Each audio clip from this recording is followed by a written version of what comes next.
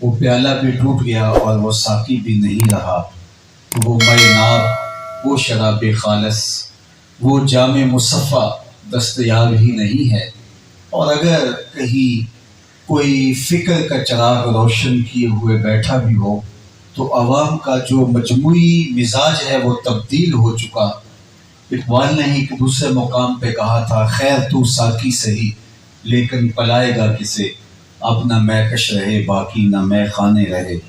رو رہی ہے آج ایک ٹوٹی ہوئی مینا اسے، کل تلک گردش میں جس ساقی کے پیمانے رہے۔ رو رہے ہیں آج وہ دشت جنوں پرور جہاں، رقص میں لیلا رہی لیلا کے دیوانے رہے۔ خیر تو ساقی سہی لیکن پلائے گا کسے، اب نہ میں کش رہے باقی نہ میں خانے رہے۔ تو سننے والے کان دستیاب آ ہوں اور غور و فکر اور تدبر کرنے والے لوگ اگر آپ کے سامنے ہوں تو اس دور میں یہ بہت بڑی غنیمت ہے۔ تو فرمایا کہ اللہ کے جو ولی ہیں انہیں کوئی خوف نہیں ہے اور وہ حزن سے پاک ہیں۔ یہ پاک باز بندے کون ہیں؟ یہ وہ لوگ ہیں کہ جو ایمان اور تقوی کی دولت سے مالا مال ہیں۔ تو گویا ولایت کا پورا نصاب اس آیت کریمہ میں بیان فرما دیا گیا، جو ایمان سے شروع ہو کے تقوی تک اپنی انتہا تک پہنچتا ہے۔ تو ایمان سے شروع ہونے والا سفر تقوی سے نقطہ کمال تک پہنچتا ہے، ایمان سے شروع ہونے والا سفر تقوی سے اپنے مرتبہ عروج تک پہنچتا ہے۔ تو ابتدا ایمان سے ہے اور تقوی اس کی انتہا ہے۔ حضرت امام فخر الدین رازی علیہ رحمہ فرماتے ہیں، قوت نظریہ اور قوت عملیہ کے باہمی امتزاج سے ولایت معز وجود میں آتی ہے۔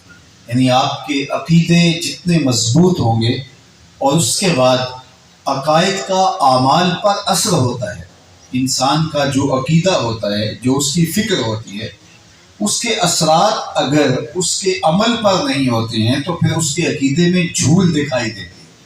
یہ عقیدہ کہ میرا اللہ مجھے دیکھ رہا ہے تو پھر بند کمرے کے اندر بھی گناہ کرنا ممکن نہیں رہے گا، اس لیے کہ یہ تیقن جب ساتھ جڑا ہے کہ میرا اللہ مجھے دیکھ رہا ہے۔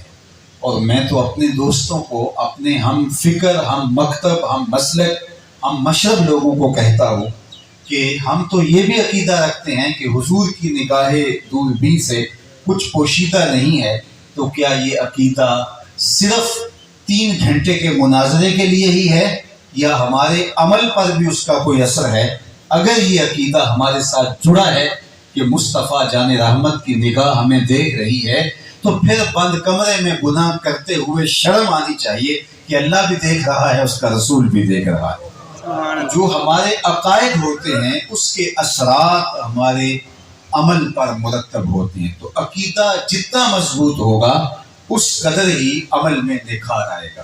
تو قوت نظریہ کی مضبوطی قوت عملیہ کے لیے مہمیز کے طور پہ کام کرتی ہے، اور اگر کسی شخص کا عمل کمزور ہے تو اس کے عقیدے کے اندر ضرور کچھ کمی موجود ہے، ورنہ عقیدوں کی پختگی عمل کے لیے جو ہے وہ مہمیز ہوتی ہے اور عمل پیدا کرنے کا ذریعہ بنتی ہے۔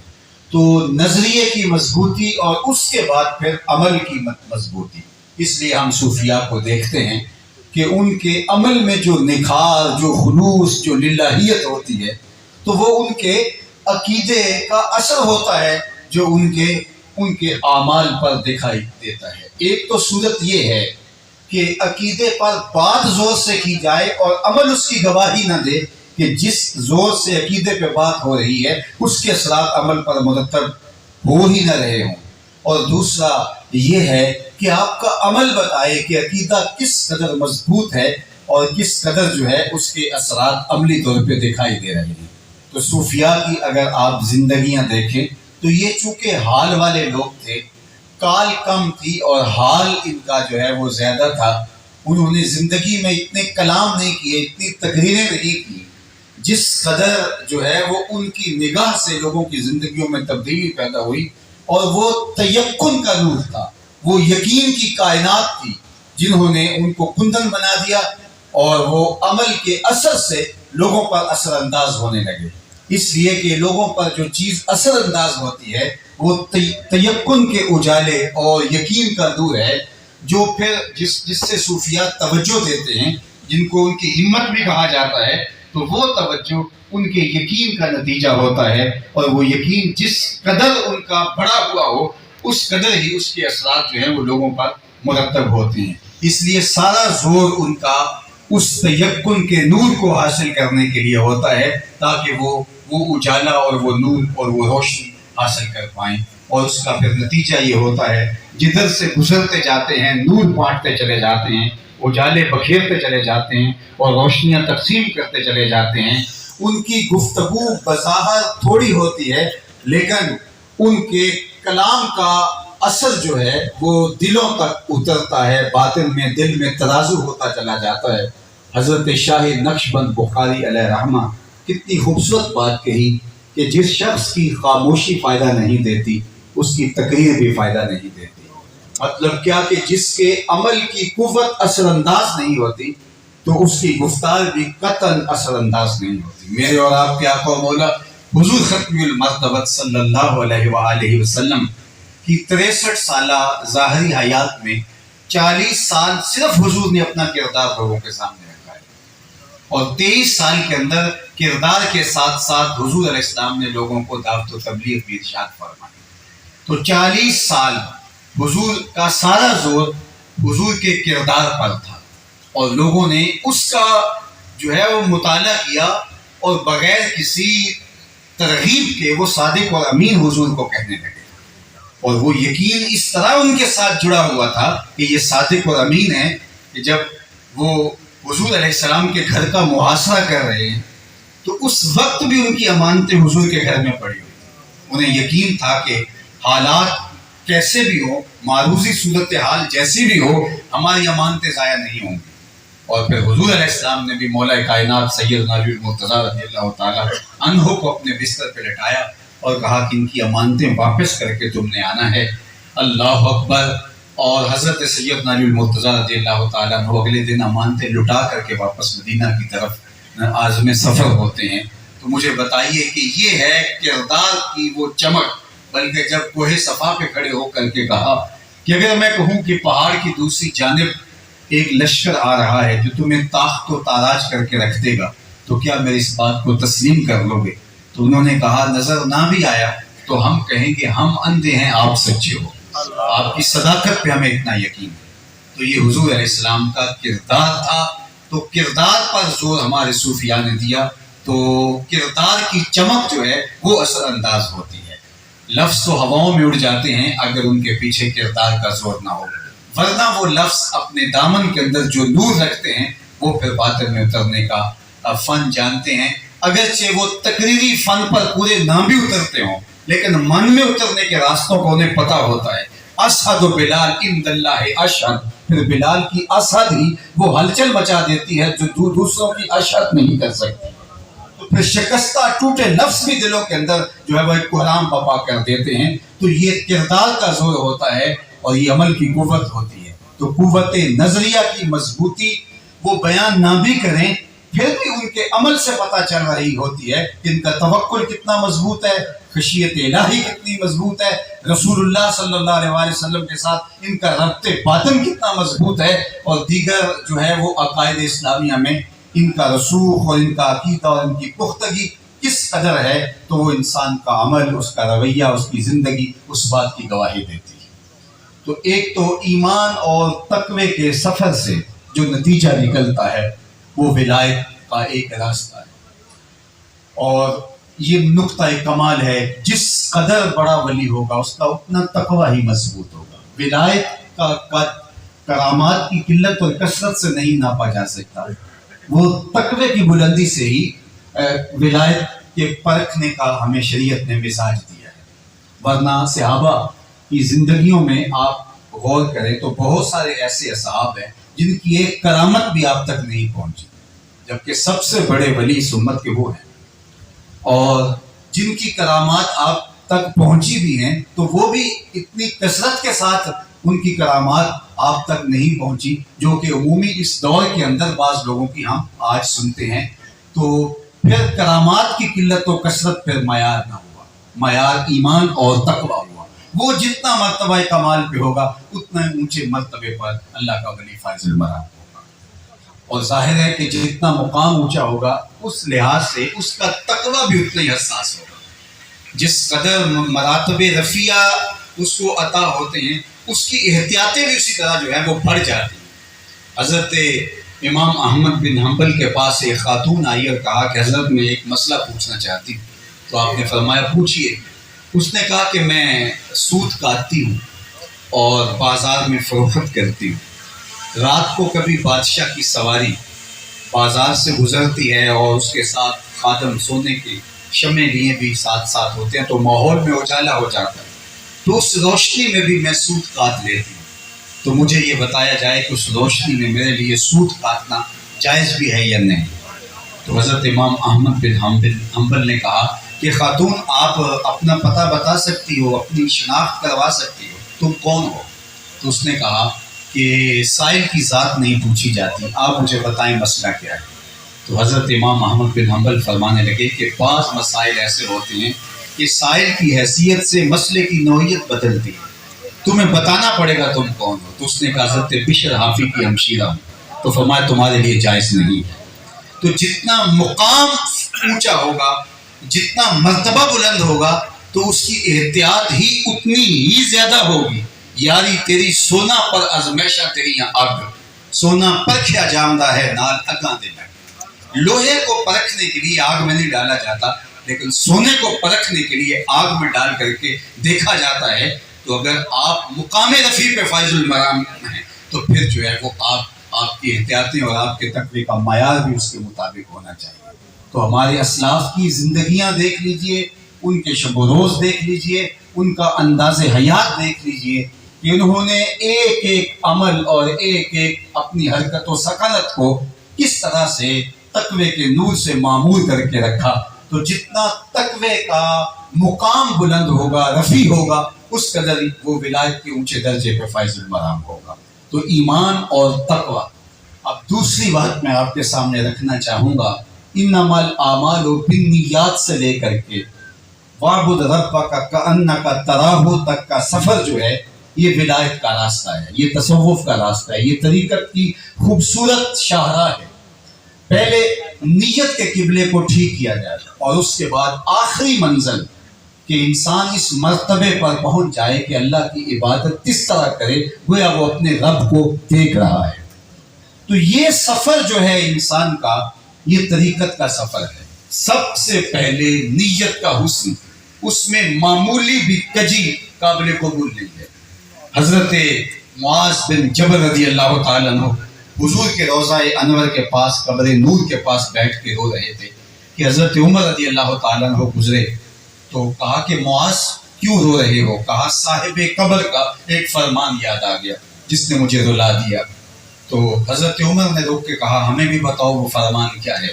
تو حضرت معاذ بن جبل نے فرمایا کہ ایک دن حضور علیہ السلام نے ارشاد کیا تھا تھوڑی سی ریا بھی شرک ہے، تھوڑی سی ریا بھی شرک ہے۔ حضرت ابو امامہ الباہلی رضی اللہ تعالیٰ عنہ فرماتے کہ میں نے حضور علیہ السلام سے سوال کیا کہ یا رسول اللہ، ایک شخص جہاد کرتا ہے اور اس کا مقصد اعلاء کلمات الحق ہے، دین کی سربلندی ہے، لیکن اس کے دل میں یہ بھی ہے کہ چلو شہرت بھی ہو جائے گی، ناموری بھی ہو جائے گی، تو کیا اس کا یہ عمل قابل قبول ہے، اس کو کوئی اجر ملے گا؟ تو آقا کریم نے ارشاد فرمایا فلا شیء لہ، اس کے لیے کوئی اجر نہیں۔ تو فرماتے ہیں میں سمجھا شاید میں اپنی بات صحیح طرح عرض نہیں کر پایا، تو میں نے دوبارہ عرض کی حضور اس نے جان جیسی متاع عزیز والی، اس کا مقصد اللہ کے دین کے پرچم کو اونچا کرنا تھا، لیکن بات ضمن میں یہ بھی ہے چلو شہرت بھی تو ساتھ ہو ہی جائے گی، ناموری بھی تو ہو جائے گی، تو اس کو کوئی اجر ملے گا؟ تو حضور نے پھر ارشاد فرمایا فلا شیء لہ، اسے کوئی اجر نہیں ملے گا۔ تو کہتے ہیں کہ میں کپا گیا اور میں پھر سمجھا شاید جو میں کہنا چاہ رہا تھا میں نہیں کہہ پایا، میں نے پھر تیسری مرتبہ حضور سے پوچھا۔ حضور اس کا مقصد اللہ کے دین کے جھنڈے کو اونچا کرنا، اعلاء کلمات الحق ہے، لیکن ساتھ یہ بھی ہے چلو پھر ضمن میں ساتھ شہرت بھی تو ہوگی، ناموری بھی تو ہو جائے گی۔ حضور نے پھر فرمایا فلا شیء لہ، اسے کوئی اجر نہیں ملے گا، اور پھر وضاحت کرتے ہوئے فرمایا اللہ صرف اسی عمل کو قبول کرتا ہے جو محض اس کے لیے کیا. تیرے عمل میں اخلاص ہو تو اس کا اجر کچھ اور ہے. پور و خیام سے گزر مینا و جام سے. معمولی سی ریا اور اس طرح کی ملاوٹ بھی دین کے اندر قابل قبول نہیں ہے. یہ نیت سے ابھی سفر شروع ہو رہا ہے. ابھی یہ طریقت کا سفر. ہم آج غوث زمان اور قطب وقت ہیں. ہم تو بھلا اچھے انسان بھی بن جائے تو بہت بڑی بات ہے, اچھے مسلمان بھی بن جائے تو بہت بڑی بات ہے.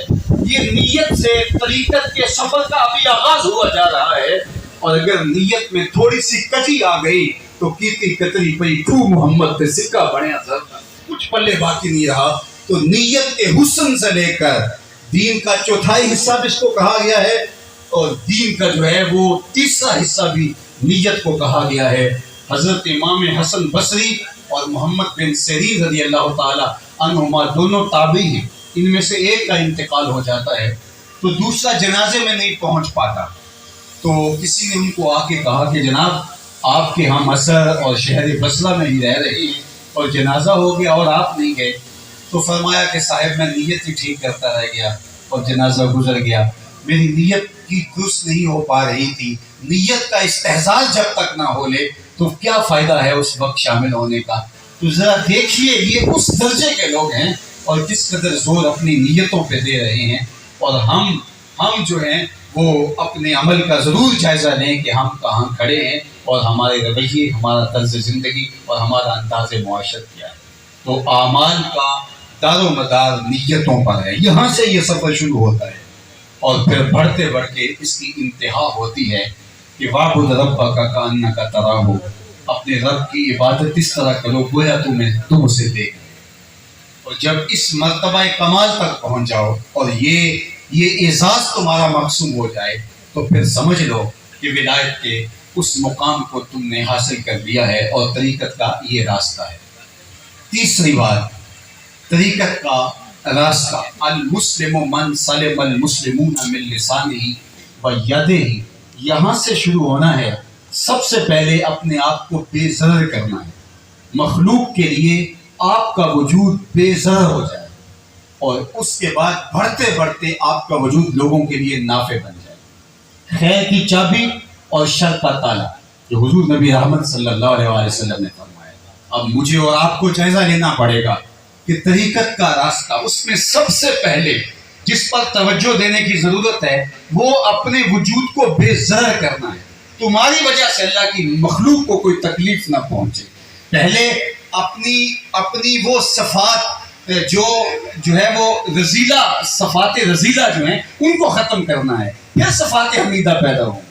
پہلے گندگی دھونی ہے, پھر اس کے بعد پھول بوٹے لگائیں گے, اور پھر اس کے بعد جو ہے وہ مرصع ہوں گے, پھر اس کے بعد جو ہے وہ اپنے آپ کو آراستہ کریں گے. سب سے پہلے اپنے آپ سے گند اتارنا ہے, غلاظتیں دور کرنی ہے, اپنے وجود کو اس کی مخلوق کے لیے بے ضرر بنانا ہے. تمہارا وجود کسی کے لیے تکلیف کا سبب نہ ہو. تمہارے عمل سے, تمہارے رویے سے, تمہارے انداز معاشرت سے, تمہاری گفتگو سے کسی کو تکلیف نہ پہنچے. اور اللہ کے محبوب نے یہ مسلمان کی علامت بیان فرمائی, المسلم من سلم المسلمون من لسانہ و یدہ. اس کی زبان سے, اس کے ہاتھ سے کسی مسلمان کو تکلیف نہ پہنچے. اس کے وجود سے پھوٹتی شرور سے اللہ کی مخلوق تنگ اگر ہیں تو اولئک کالانعام بل ہم اضل, وہ چوپایوں سے بھی آگے گزر گیا ہے. اچھا ستھرا پاکیزہ انسان پہلے بننا ہے. انسان کے بعد پھر آگے نیا مرحلہ شروع ہوتا ہے اور ان مراتب رفیع تک پہنچنا ہے اور اللہ کی مخلوق کے لیے نافع ہو جانا ہے.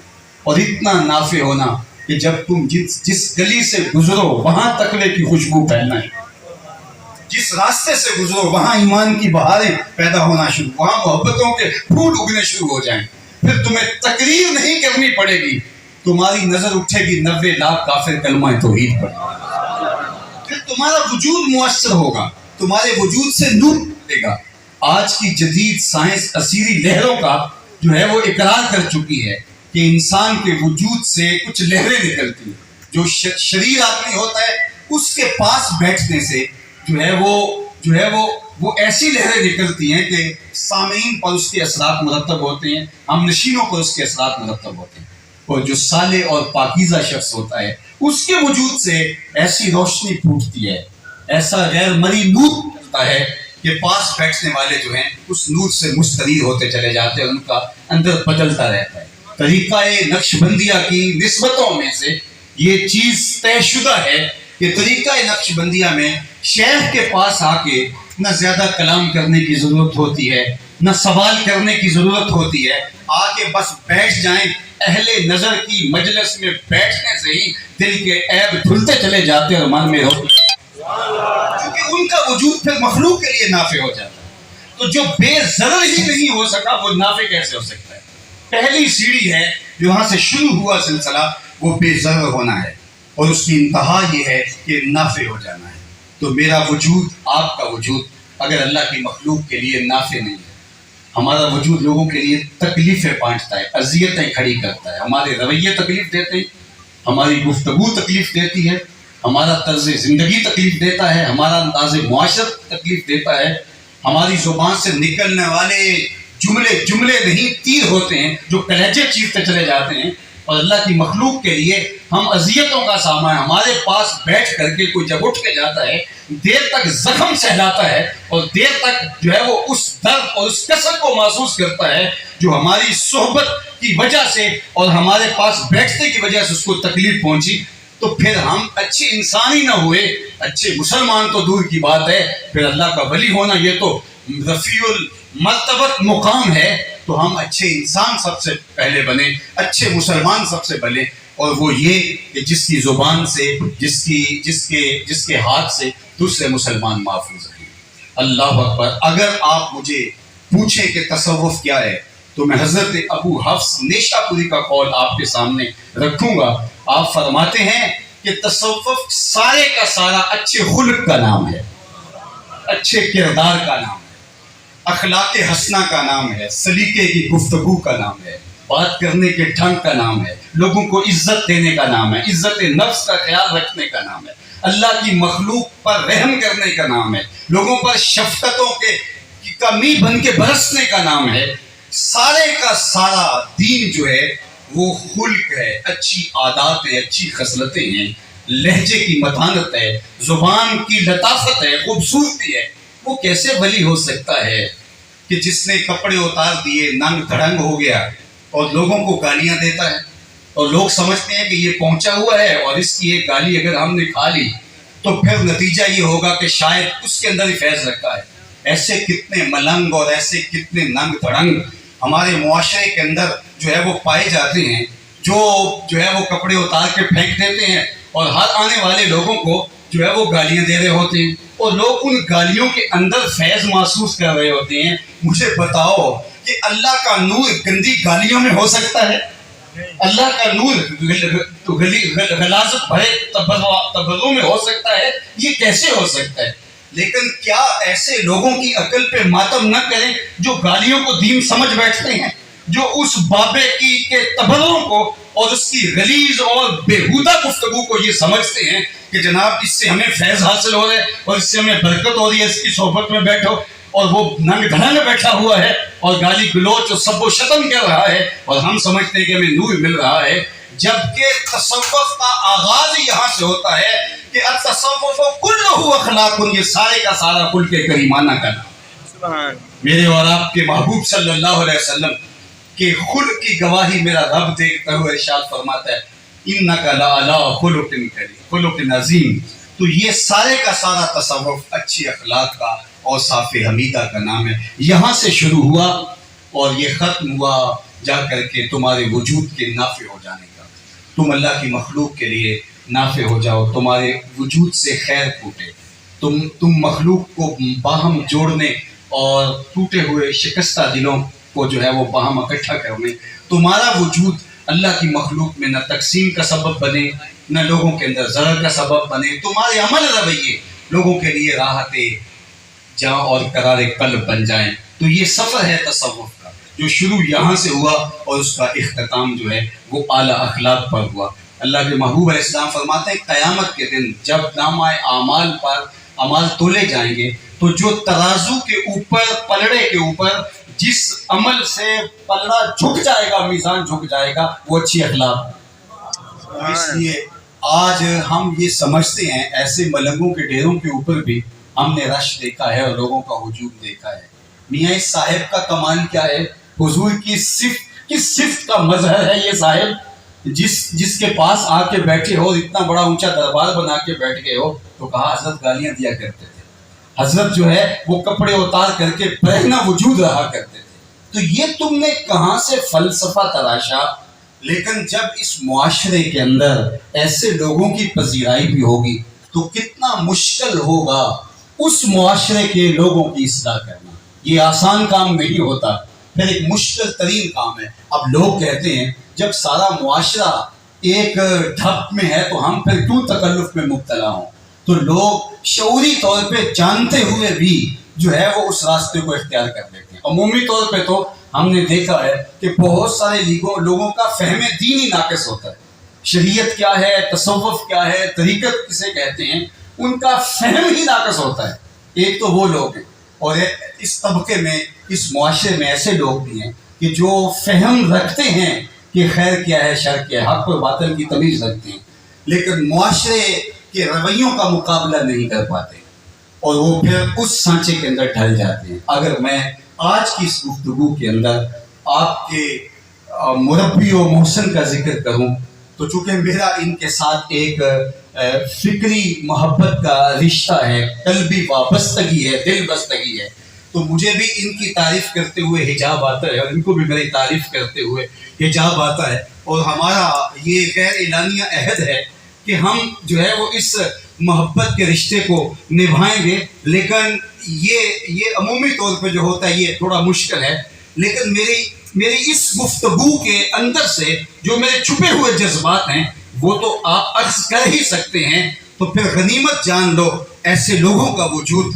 کہ جو اس دور کے اندر بھی جب حالات کی سنگینیاں بڑے بڑے لوگوں کو جو ہے وہ اپنی رو میں بہا کے لے جائیں اور وہ حالات کی تلخیوں کا مقابلہ نہ کر پائیں اور آسان اور سہل راستہ اختیار کر لیں، لوگوں کا مزاج اور لوگوں کے تیور دیکھ کر کے اپنے مزاج کے ضابطے طے کر لیں، تو جو شخص دین کی حقیقی تعبیرات آپ کے سامنے پیش کرے اس شخص کو لاکھوں سلام پیش کرے۔ سبحان اللہ تعالیٰ اس آستانہ رحمت کو آباد رکھے، نور و نکھت سے، اجالوں سے، روشنیوں سے اللہ اس کو ہمیشہ منور اور تابع رکھے، جہاں دین کی حقیقی فکر کا احیاء ہی نہیں، ابلاغ بھی ہو رہا ہے، اور پھر یہ نور پھیلتے پھیلتے جو ہے وہ آفات کے ایک ایک گوشے میں پہنچے گا۔ آپ لوگوں پر صرف اتنی ذمہ داری عائد نہیں ہوتی کہ ماہانہ مجلس باز میں یا سالانہ عرس پاک کی تقریب میں شامل ہو گئے اور اس بات پہ ناز کیا کہ ہم اس بات پہ فخر کرتے ہیں کہ ہمارا جس مرشد گرامی سے تعلق ہے وہ فکر کا ستھرا، عمل کا پاکیزہ اور سوچوں کا وہ نور رکھتا ہے کہ جو اس دور کے اندر انقا ہے، تو یہ صرف اتنا اعتقاد رکھنا ہی کافی نہیں ہوگا، بلکہ دست و بازو بن کے ساتھ کھڑا ہونا ہوگا اور جد و جہد میں عملی تحریک کے اندر ساتھ شامل ہو کر کے قدم بقدم شانہ بشانہ ساتھ چلنا ہوگا، تاکہ اس فکر کے فروغ کے لیے جد و جہد اور محنت کام آئے۔ میں مر کے بھی زندہ ہوں اہل وفا کی محفل میں، میری محفل میں آ میرا مزار نہ پوچھ۔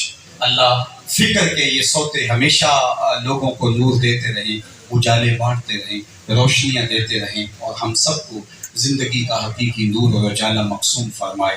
کار ما آخر شدو آخر زما کار نشد، مشت خاک ما غبارے پوچھائے یار نشد، و آخر دعوانا ان الحمدللہ۔